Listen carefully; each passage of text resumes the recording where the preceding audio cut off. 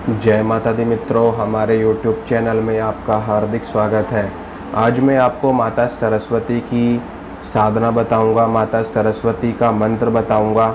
और जो भी लोग विद्यार्थी हैं या जो भी लोग कला के क्षेत्र से जुड़े हुए हैं या जो भी लोग गायन के क्षेत्र से जुड़े हुए हैं और किसी भी प्रकार की कविता और लेखन और विद्या ज्ञान बुद्धि पठन पाठन के क्षेत्र से जुड़े हुए हैं, उन लोगों के लिए ये साधना बहुत ही अच्छी साधना है। और उन लोगों को इतना ज्ञान की प्राप्ति होगी इस साधना से, मतलब कि जिस क्षेत्र में वो लोग होंगे उस क्षेत्र में उनको विद्या की ज्ञान की प्राप्ति होगी और सफलता मिलेगी। देखिए, इस संसार में, इस पूरे विश्व में, इस पूरे ब्रह्मांड में अगर कोई चीज़ सदा सर्वदा के लिए विराजमान है तो वो है सिर्फ ज्ञान। ठीक है, ज्ञान के जिन भी लोगों के पास ज्ञान है वो लोग जीवन के किसी भी क्षेत्र में मार नहीं खा सकते, किसी भी क्षेत्र में असफल नहीं हो सकते। जिसके पास ज्ञान नहीं उसके पास कुछ नहीं। ज्ञान से बड़ी चीज़ कुछ भी नहीं है इस पूरी दुनिया में, इस पूरे संसार में। अगर आपको 1 करोड़ रुपए दे दिए जाएं और लेकिन आपके पास ज्ञान ना हो कि इन 1 करोड़ रुपयों को मैं कैसे खर्च करूं, कैसे इनको यूटिलाइज़ करूं, कहां पर इनको इन्वेस्ट करूं, तो आपके लिए वो 1 करोड़ रुपए भी मिट्टी के समान है। और आप उन 1 करोड़ रुपयों को ऐसे उड़ा दोगे कि आपको पता भी नहीं चलेगा और आपके हाथ में कुछ नहीं बचेगा।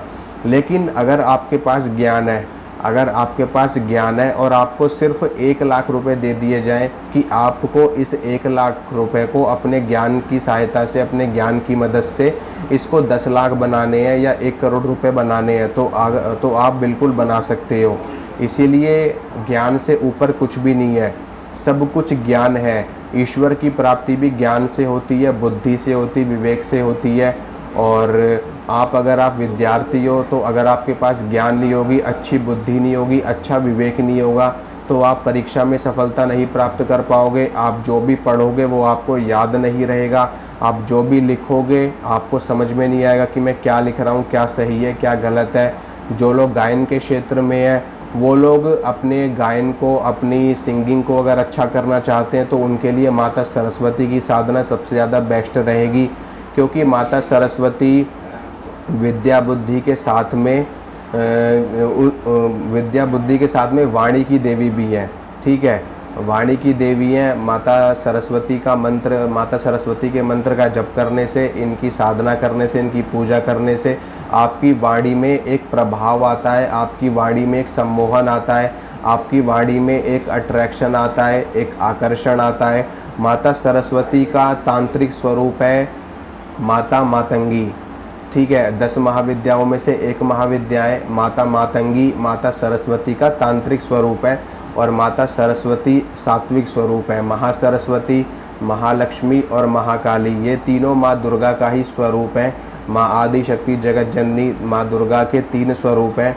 और इन तीनों स्वरूप जब मिल जाते हैं तो माँ दुर्गा का स्वरूप धारण कर लेते हैं। और इनको अगर अलग अलग करके देखा जाए त्रिशक्ति के रूप में तो ये तीनों सामने आते हैं। तो माता सरस्वती की साधना से आपको बुद्धि मिलेगी, आपको विवेक मिलेगा, आपको ज्ञान मिलेगा, आपकी वाणी में प्रभाव आएगा, आपकी वाणी अच्छी हो जाएगी और आप जो कुछ भी बोलोगे लोग उससे प्रभावित हो जाएंगे, लोग आपके सम्मोहन में आएंगे, आपके अट्रैक्शन में आएंगे। आप जो भी वाक्य बोल दोगे अपने मुंह से आपका वो वाक्य सिद्ध हो जाएगा, आपकी वाणी सिद्ध हो जाएगी, आपका कंठ चक्र सिद्ध हो जाएगा, जिसको विशुद्धि चक्र भी कहा जाता है। और यहीं से इसी चक्र में भगवान शंकर ने विष को धारण कर रखा है और इसीलिए उनको नीलकंठ भी कहा जाता है। तो माता सरस्वती के मंत्र का जप करिए।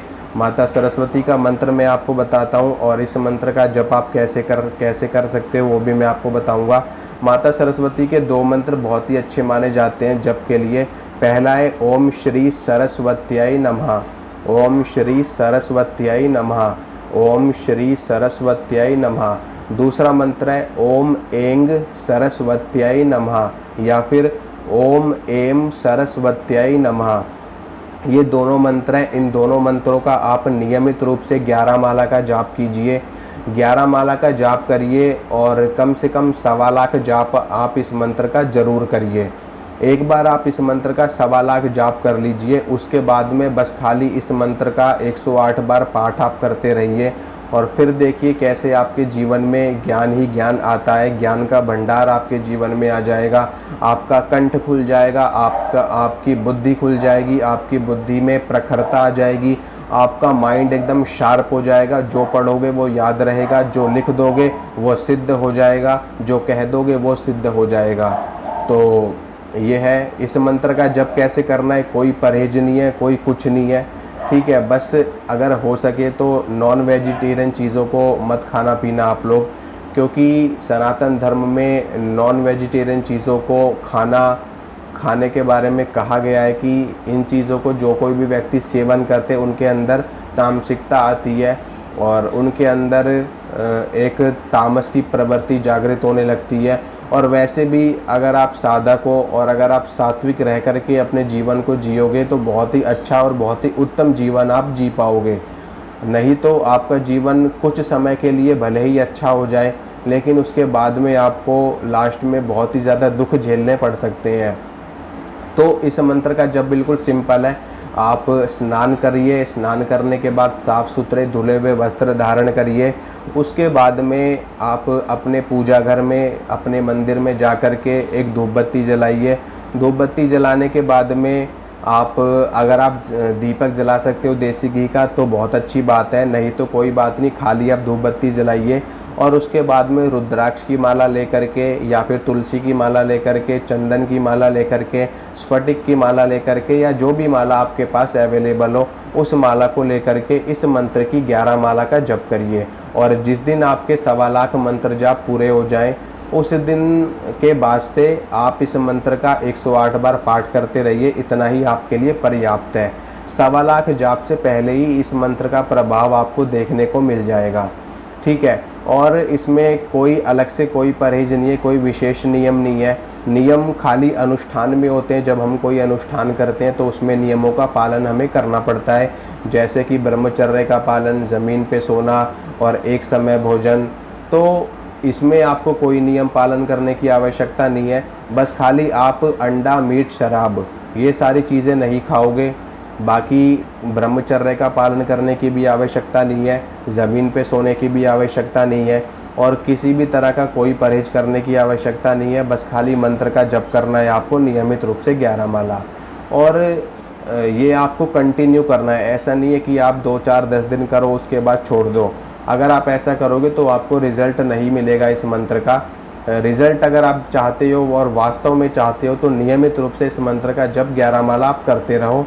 और इसमें जब आप जप करोगे तो जप करने के बाद में अपना जप माँ सरस्वती को अर्पित करो। माँ सरस्वती से प्रार्थना करना जिस भी चीज़ की आवश्यकता हो आपको, ठीक है। अगर आपको चाहिए कि मुझे ज्ञान चाहिए तो माँ सरस्वती आपको ज्ञान देंगी।